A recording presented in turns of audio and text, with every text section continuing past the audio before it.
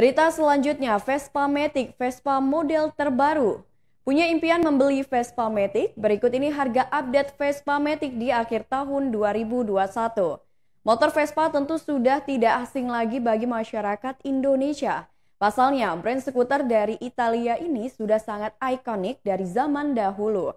Seiring berjalannya waktu, Vespa kembali hadir dengan model terbaru yakni Vespa Matic. Bahkan popularitas Vespa Matic terus meningkat beberapa tahun belakangan. Lantas, berapa harga update Vespa Matic di akhir tahun 2021? Per Desember 2021 ini harga Vespa masih sama seperti sebelumnya, yakni dengan harga mulai 40 jutaan hingga 157 jutaan. Adapun harga Vespa Matic di Piaggio Vespa Lampung, Vespa LX125 e-Get dibanderol dengan harga Rp40.250.000. Vespa S125 e-Get dibanderol dengan harga Rp41.750.000. Vespa Primavera 150 dengan harga Rp47.550.000.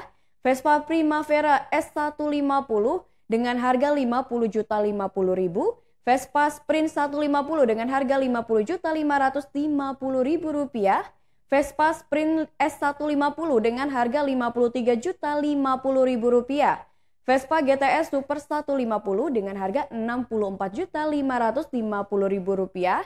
Vespa Medley S150 ABS RST yakni dengan harga Rp52.400.000. Dan Vespa GTV Stegiorni dengan harga Rp157.400.000.